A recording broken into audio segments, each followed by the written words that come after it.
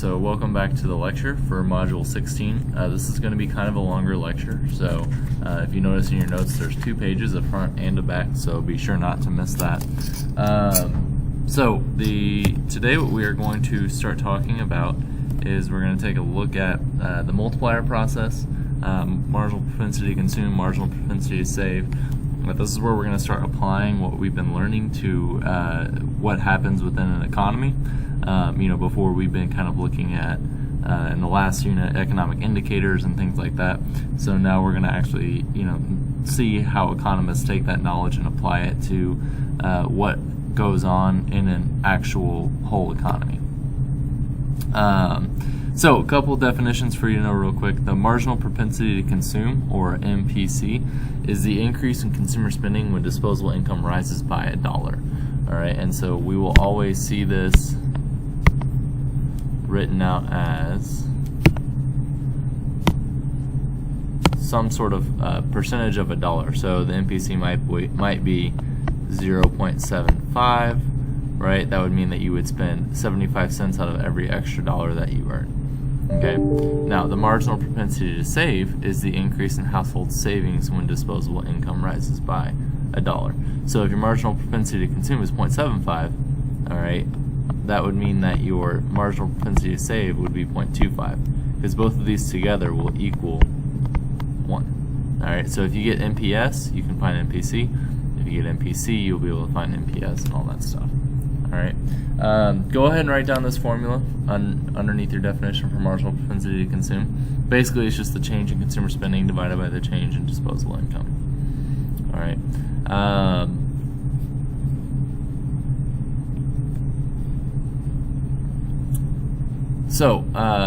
Basically, the reason why economists track the marginal propensity to consume, I should say the biggest reason why, is so we can figure out what the multiplier is. This is a numerical example of what happens. So let's say that there is, in this case here, a $100 billion investment in our economy. Basically what's going to start happening is that when that money is spent, if the marginal propensity to consume is 0.6, during the first round of investment, we're going to have $100 billion spent on things. Anytime someone buys something, they're buying it from another business, and that person that owns that business makes money. So the money that they'll earn, right, of that $100 billion, they're going to save, in this case, 40% of it, but they're going to spend 60% of it. So then there's going to be another round of investment of $60 billion, right? And then the next round is going to have $36 billion be spent, fourth round 21.6, and so on and so forth until we run out of money, until the $100 billion goes through the economy to the point where there's not really any more money spent or saved because we've reached zero. What happens is that the total increase in real GDP of that $100 billion investment, actually, rather than only impacting the economy by $100 billion, will impact it by $250 billion. And I'm going to show you the formula to where we can take a shortcut and figure all that out so we don't have to do all this ridiculous math. All right. So again, if there's a $100 billion increase in investment spending, it'll set off a chain reaction in the economy. The net result of this chain reaction is that a $100 billion increase in investment leads to a change in real GDP that is a multiple of that size. How large is this multiple? Well, the formula is right here. All right, we're going to take $100 billion and we're going to multiply it times 1 over 1 minus MPC. So that's what you need to write down in the spending multiplier right there.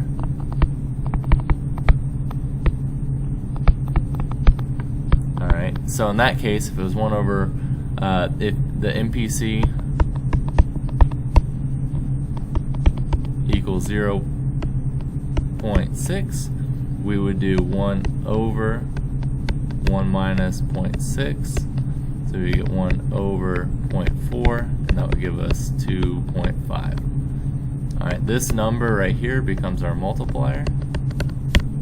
Alright, and we take it and we, you guessed it, multiply it times $100 billion, and that gives us our $250 billion increase in real GDP. Alright, if that doesn't make sense, make a note and I will go over it with you in class tomorrow or the next time that we meet. Alright, Okay, so an autonomous change in aggregate spending, with some more vocabulary for you, is basically an initial change in the desired level of spending by firms, households, or government at a given level of real GDP. It's just saying if people decide, basically, are they going to change how much they spend? All right, like, you know, is there going to be more of consumer spending? Basically, the autonomous change in aggregate spending is if there's going to be a change in the amount of money that people are spending. So if consumers spend more money than they were before, then that's going to cause a change in real GDP. If businesses start investing more, that's going to cause a change in real GDP. All right. Now, the official definition for the multiplier is the ratio of the total change in real GDP caused by an autonomous change in aggregate spending to the size of that autonomous change. Basically, do I even have you write that down? Yeah, that's just okay. Don't even worry about writing this down. Essentially, it's just a fancy way of saying what's the multiple of change in real GDP going to be.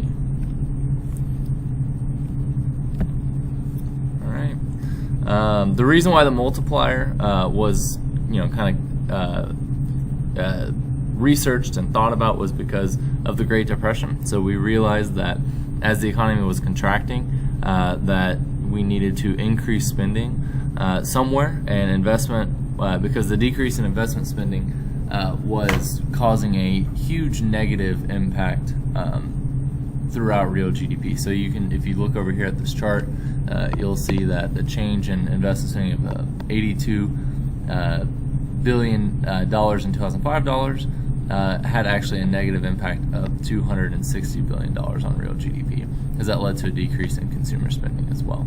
So that's kind of, once they realized that, it might seem obvious now, but it was just something that no one had ever really thought about on an aggregate level. Consumer spending.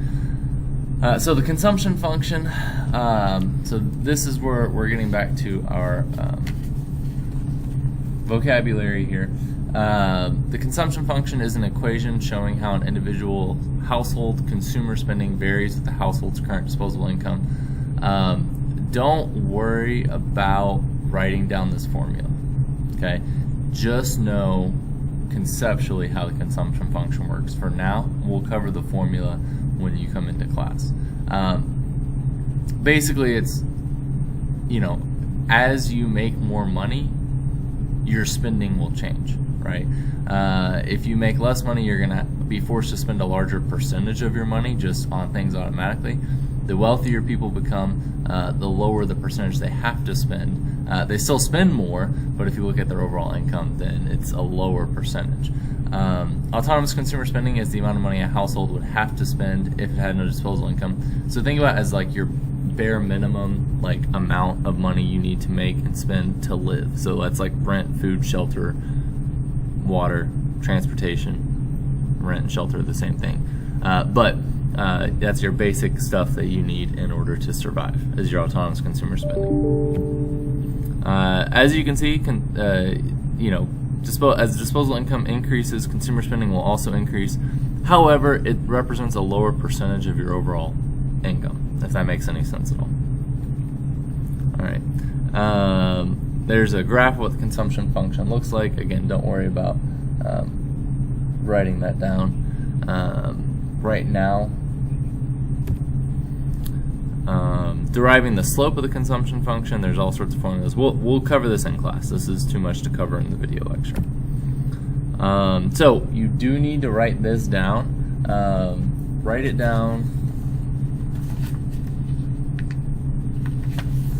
Okay, write it down. You see that kind of downward sloping line I drew right there? I want you to write these figures down right here. Autonomous consumer spending is $17,484. This was in 2013, so it's probably gone up by a little bit. And the best estimate for the marginal propensity to consume across the entire United States, including wealthy households and poor households, is 0.534.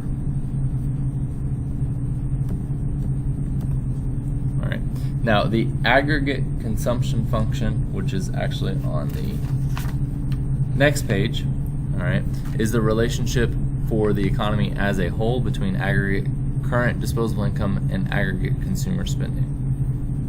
All right, and so that's just what the graph looks like there. All right, again, we'll cover graphing and working with the consumption function together. Investment spending. Okay, so planned investment spending is the investment spending that businesses plan to undertake during a given period. It depends negatively on the interest rate and existing production capacity. So if interest rates are high, investment spending is going to be low. If interest rates are low, right, then investment spending is going to go up because it's cheaper to borrow money. If interest rates get high, it's more expensive to borrow money, and typically businesses need to borrow money to do investment spending. Not always, but for the most part, that's the case. Existing production capacity is just how much businesses can already produce on their own. So if businesses can produce an extra 50% above what they're doing, they're probably not going to invest in new technology, new equipment, because basically it's going to there's no reason to. You would just have even more excess capacity. Now, if businesses are humming along and they're producing as much as they can and they're getting more and more business, well, they're going to have to invest and grow their business if they want to keep up with that demand. All right. Now, expected future real GDP is something that will positively impact investment spending because basically, if you, as a business owner, think that the gross domestic product is going to increase, the economy is going to grow, you're going to want to grow with it, so you're going to be investing to plan for that growth. All right, so basically what you need to write down, don't necessarily worry about writing this down, just understand that firms will be most likely to take high levels of investment spending when they expect sales to grow rapidly. Okay. All right. Now, as you can see, fluctuations in investment and consumer spending. So when these are periods of kind of recessionary here within the United States, so you can see that as investment spending drops, that usually will have a negative impact on consumer spending. Inventories are stocks of goods that are held to satisfy future sales. All right. Inventory investment is the value of the change in total inventories held in the economy during a given period. Typically, they track that on a yearly basis. Sometimes they'll look at it quarterly, like if they're trying to get a better snapshot of the present. But for the most part, for GDP calculations, they look at on a year-by-year basis. So unplanned inventory investment is basically whenever actual sales are more or less than businesses expected, leading to unplanned changes in inventory. So let's say that you own a shoe store and you sell way more shoes in the month of September, which typically you had never sold very many shoes before. Well, now you have to go out and buy more shoes to fill back up your inventory. It's a good thing because you're making money and things are good, but you have to rebuild that inventory, so that's extra spending you weren't planning on taking. Now let's say the opposite is true. Let's say that sales were terrible and you sold like 3 pairs of shoes the entire month. Well, now you have all this extra inventory that you weren't planning on having, so that's going to negatively impact, A, you're not making as much money on your business, but B, it's also going to, you're going to have more inventory going forward because you were planning on selling more of it. So that just kind of is what unplanned inventory investment is. So you'll need to write that down. Actual investment spending is the last thing you'll have to write down, is the sum of planned investment spending and unplanned inventory investment. Just kind of understand that. All right, so that's it. So I'll post this, and there won't be any quiz or anything like that for this module. The notes were enough, and we'll do more consumption function stuff when you come into class.